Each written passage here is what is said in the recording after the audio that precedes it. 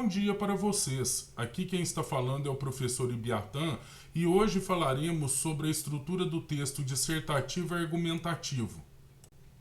Dissertação versus argumentação. Dissertação é um discurso explicativo que explora um assunto sem se posicionar a respeito dele. Exemplo: o coronavírus Covid-19 é uma doença infecciosa causada por um novo vírus que nunca havia sido identificado em humanos. Notem que o exemplo acima apenas explica o que é o coronavírus, mas não há nenhum posicionamento do autor a respeito dele. Já a argumentação visa convencer um auditório ou público-alvo de uma tese ou ideia proposta. Logo, a argumentação apresentará sempre um posicionamento sobre algo. Exemplo: a redução da maioridade penal poderia contribuir para a diminuição da criminalidade, pois muitos menores praticam crimes hoje em dia. Notem que neste segundo exemplo é o autor que posiciona-se a favor da redução da maioridade penal e a aponta como uma das causas da criminalidade. Estrutura da argumentação. Para que ocorra a argumentação, são necessários os seguintes elementos: afirmação, que é a tese a ser defendida. Você é a favor da redução da maioridade penal? Problematização. São os argumentos para afirmar ou negar a tese. Sujeito que argumenta, que tenta convencer o sujeito-alvo de sua tese. E sujeito-alvo, que são os alvos da argumentação. Então, no diagrama, funciona da seguinte forma: o sujeito que argumenta, ele tenta convencer o sujeito-alvo de sua tese. Caso esse consiga esse convencimento, então ocorre o que é chamado de persuasão, ou seja, o sujeito que argumenta consegue convencer o sujeito-alvo daquilo que ele está propondo. Mas para que o sujeito que argumenta possa convencer o sujeito-alvo de sua tese, ele necessitará de argumentos. O que são argumentos? Argumentos são ideias que são defendidas para se chegar a uma conclusão. Logo, os argumentos necessários para a produção de um texto dissertativo e argumentativo são constituídos de informações inerentes à tese que se quer defender. A argumentação requer um posicionamento do sujeito que argumenta.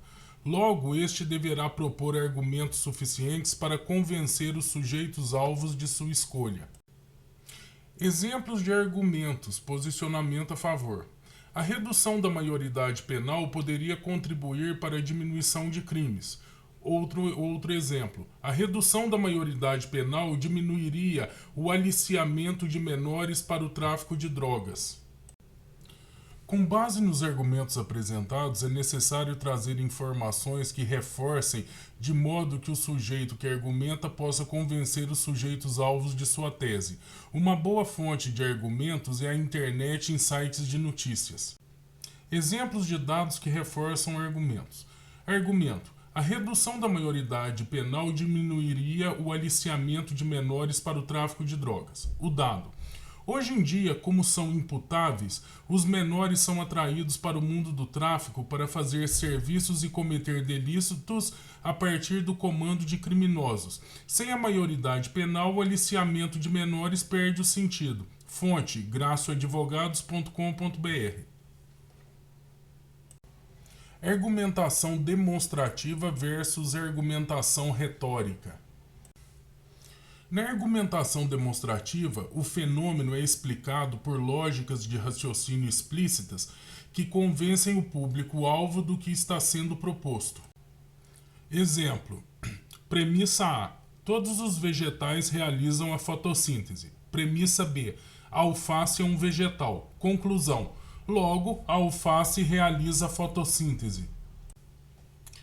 Argumentação retórica é a utilização de estratégias para convencer os sujeitos-alvos sobre a ideia que está sendo veiculada. Logo, esta utiliza do apelo emocional para persuadir outras pessoas.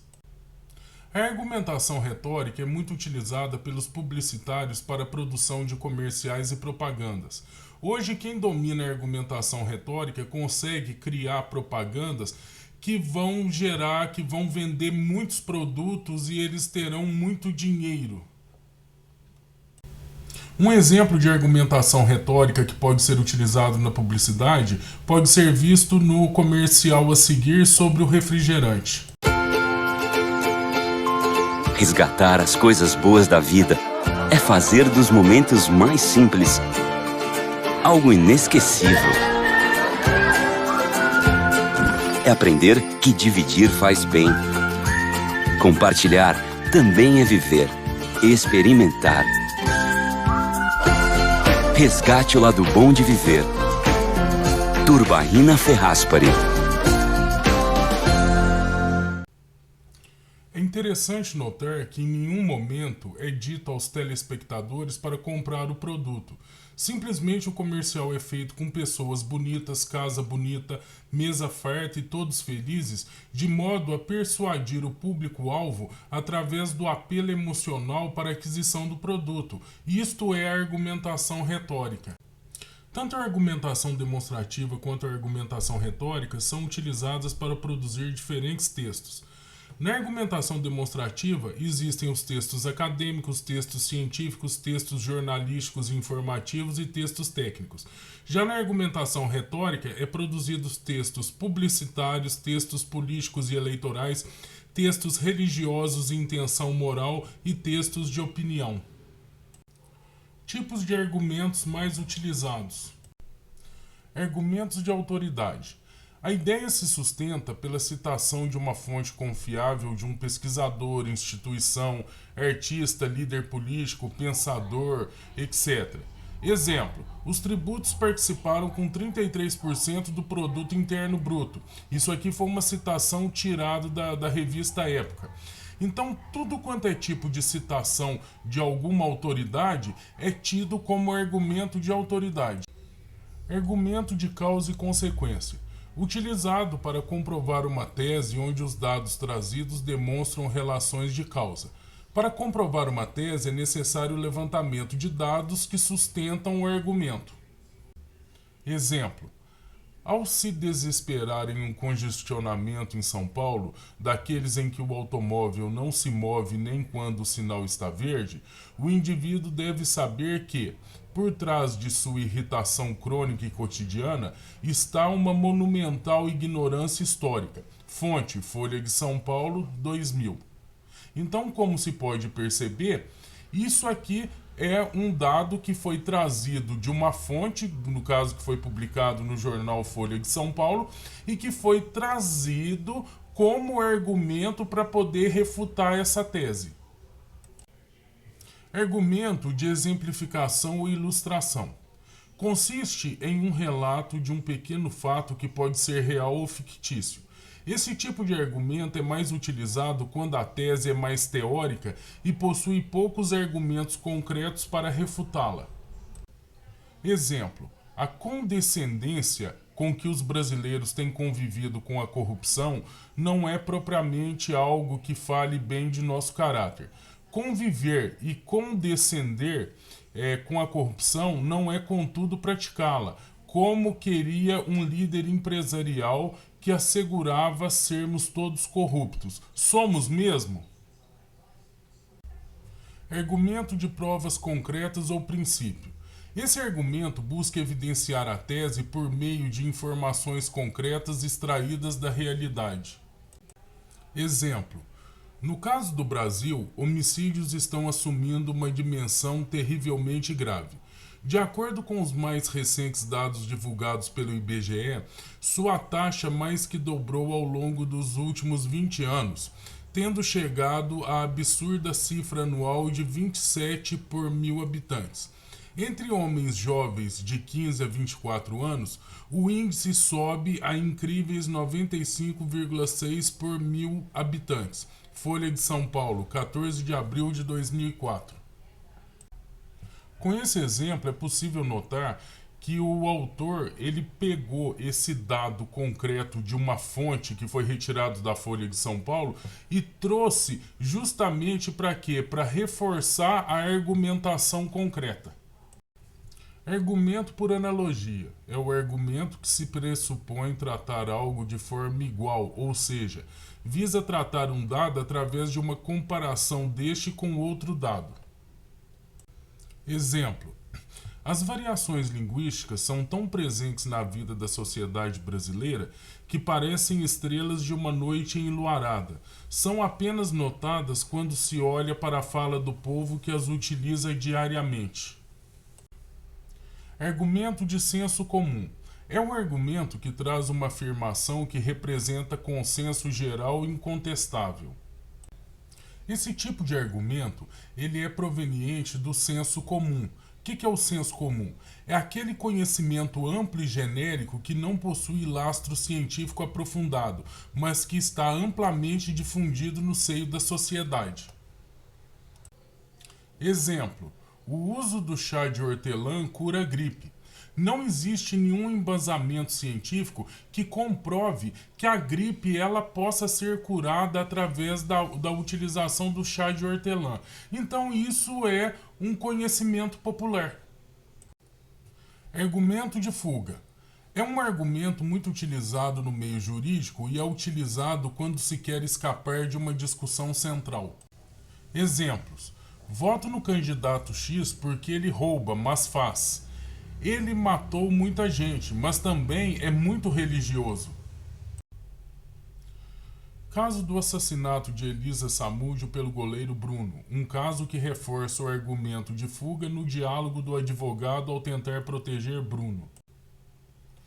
Um caso de grande repercussão em que esse argumento foi utilizado diversas vezes foi o do goleiro Bruno. O primeiro advogado que lhe representou insistiu intensamente na ideia de que a vítima, Elisa Samúdio, estava viva e pressionou os jurados contra a possibilidade de condenar o inocente, já que não foi encontrado seu corpo, levando a possibilidade de que uma foto desfocada e de longe seria sua suposta vítima que estava na Europa.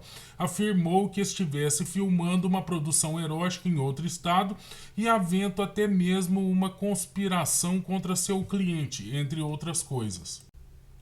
Como bem se sabe, haviam muitas provas que condenavam o goleiro Bruno pelo assassinato de Elisa Samúdio. E aí o que o advogado dele fez? Utilizou da argumentação de fuga justamente para tentar convencer os jurados de que ele não matou a Elisa Samúdio e que ela continuava viva.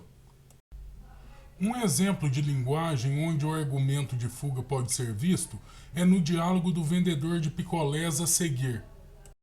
Então, calma que eu já atender vocês. Espera ainda, pra que esses vexames? Eu vou atender primeiro quem tá chamando os clientes especiais. Diga aí, meu irmão. Tem de que aí, velho? Ó, o de que, felizmente, eu não tenho mais. Mas, por enquanto, eu estou com a promoção. Quem compra um tem direito a comprar outro, não querendo a promoção, tem a liquidação. Um é um, dois são dois, não querendo a promoção, nem a liquidação. Achando que sou eu, levo vantagem, tem as formas de pagamento em 30, 60, 90 segundos. Quem escolher vocês, pra vocês ficarem mais à vontade.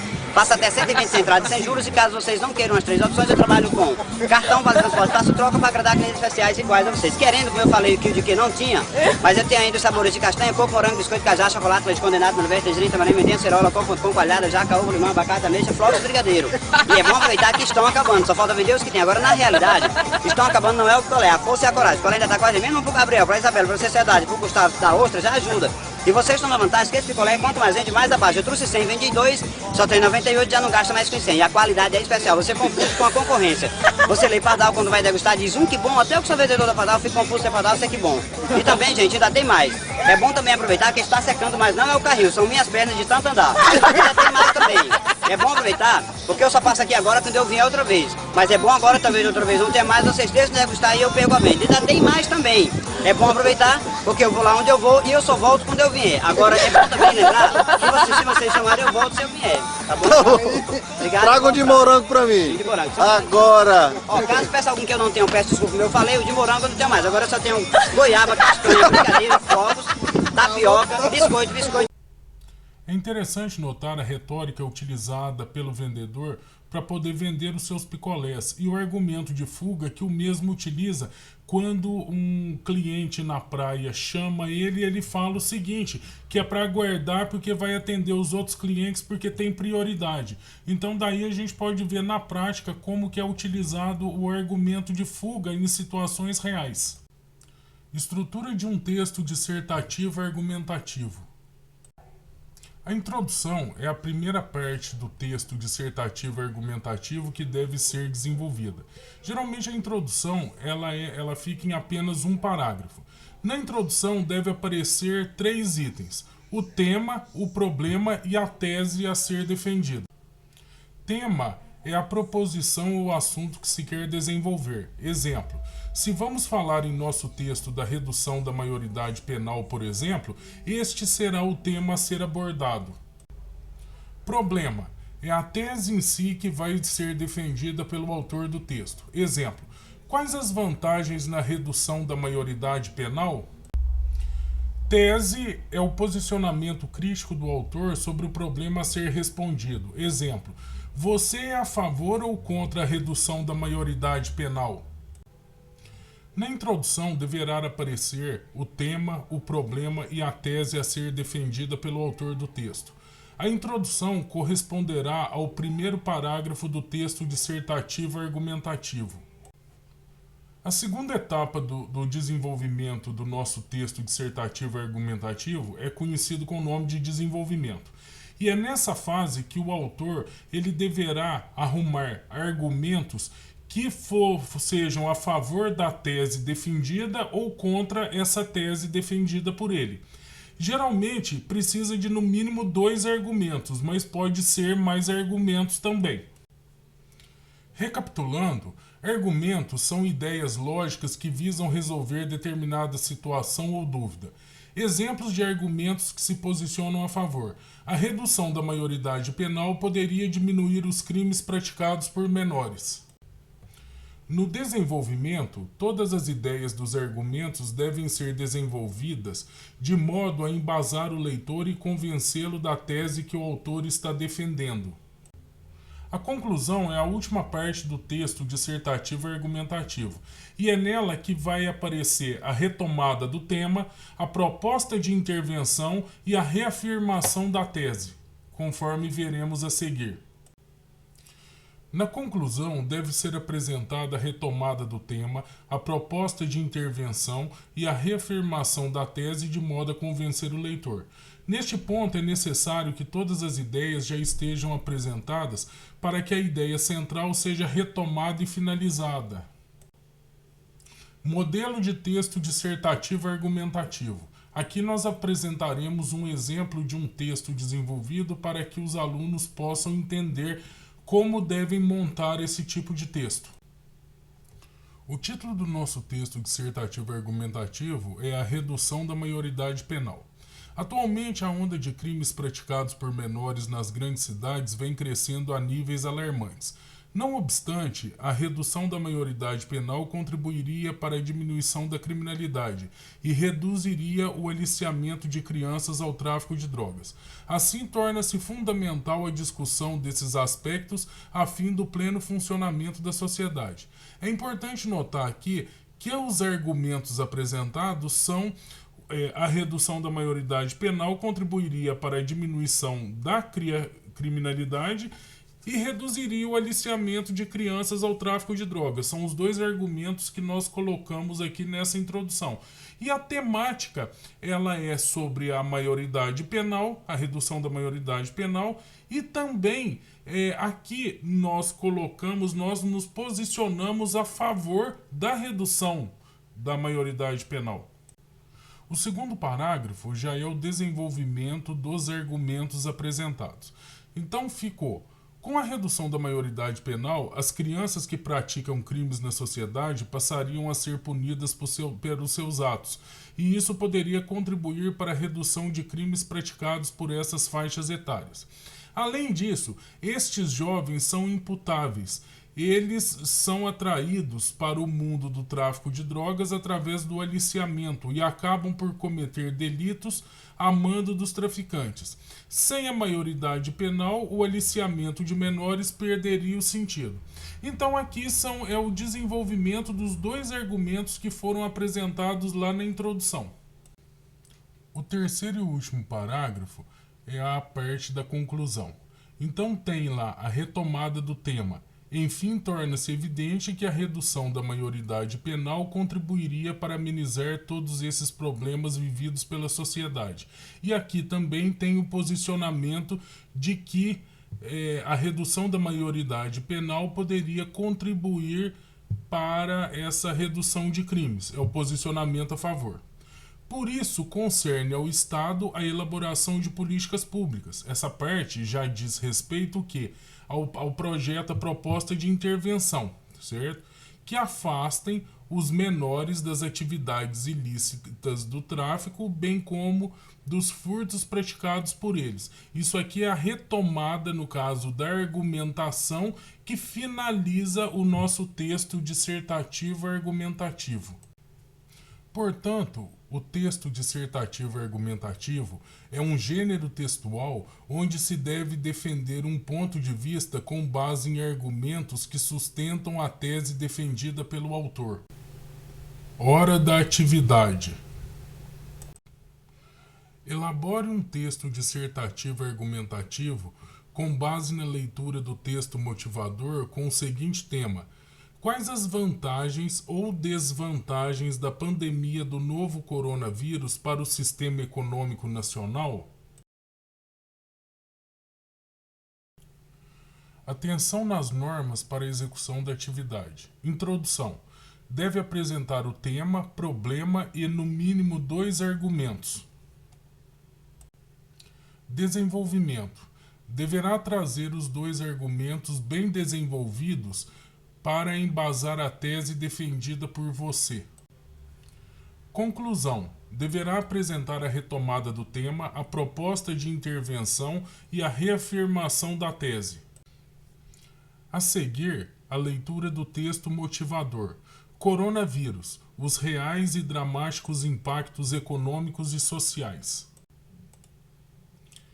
Economistas do IBMEC avaliam um cenário gravíssimo provocado pela pandemia de Covid-19 e os desafios para a saúde, economia e sociedade brasileiras.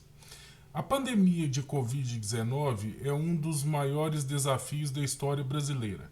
Além de uma gigantesca ameaça de saúde pública, seus efeitos sobre a economia e a sociedade serão terríveis. E isso é tanto pior pelo contexto no qual a crise atingiu nosso país. Vale lembrar que a economia brasileira continua fragilizada desde a severa recessão do biênio 2015-2016 e se encontrava numa lenta recuperação, crescendo ao redor de 1% ao ano desde 2017. Não se pode perder de vista que a renda per capita brasileira ao fim de 2019 ainda era cerca de 7% menor do que no pico de 2013. E mesmo antes do advento do coronavírus, não se esperava que voltasse àquele patamar antes de 2024.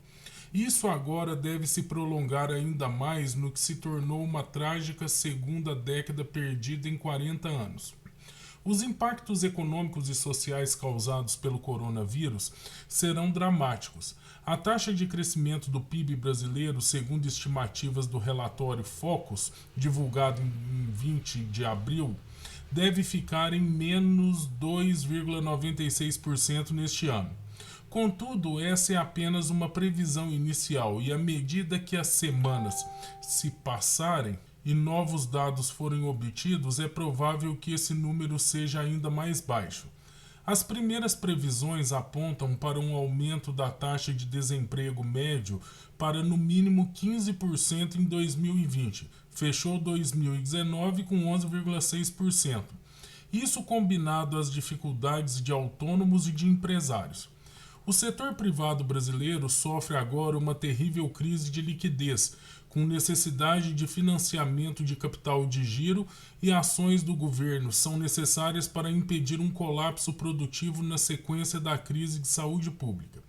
Em geral, as medidas apresentadas pelo governo brasileiro vão na mesma direção que as melhores propostas avaliadas ao redor do mundo e atacam o problema da garantia de renda mínima, socorro emergencial de autônomos e liberação de liquidez para empresas no esforço de manutenção dos contratos de trabalho. As propostas de liberalização do mercado de trabalho também são robustas, mas o principal neste momento é que essas medidas não demorem a ser implementadas, tampouco sejam extremamente burocráticas. Questão também relevante nesse contexto é a possível judicialização de contratos privados, dada a incerteza de capacidade de honrá-los por uma das partes. Restrições externas que não estavam previstas impedem o cumprimento dos contratos. Nesse caso, qual das partes tem razão? Não podemos destacar o risco de uma explosão de ações judiciais após a pandemia, o que pode gerar ainda mais insegurança e dificuldades para a recuperação econômica. Na linha de auxílio governamental para o enfrentamento da crise, uma preocupação recorrente é o custo fiscal dessas medidas, mas não se pode apresentar essa questão com confronto dinheiro versus vidas, porque se trata de vidas versus vidas. A taxa de letalidade de destruição de famílias e vidas derivadas de uma crise econômica não pode ser desprezada. Sobra disso tudo um grande custo de políticas públicas de enfrentamento do contágio da doença, casada com o aliviamento da pobreza e a sobrevivência das empresas. Por ora, o mais importante é dar o apoio necessário a milhões de pessoas que, após a pandemia, reconstruirão vidas e negócios. Ficará para frente o enfrentamento do crescimento do endividamento público. Com os juros em patamares extremamente baixos, o custo desse endividamento será menor e uma análise entre custo e benefício é favorável às medidas. Ao longo do tempo, porém, essa dívida precisará ser paga e a manutenção do teto dos gastos e da agenda de reformas irá ajudar que, ao longo da próxima década, consigamos pagar por essas despesas extraordinárias. Precisamos separar as demandas de curto e de longo prazos, sendo que o controle da dívida é, sem dúvida, um ponto a se focar após resolvidas as ações emergenciais. Bem, estamos chegando ao término da nossa videoaula. Dúvidas, escrevam para mim através do e-mail ibiata@live.com. Assim que vocês terminarem o texto, enviem-me para que eu possa corrigir e dar a nota de vocês. Tenham todos um ótimo final de semana e nos veremos na próxima videoaula. Um grande abraço para todos vocês, professor Ibiatã.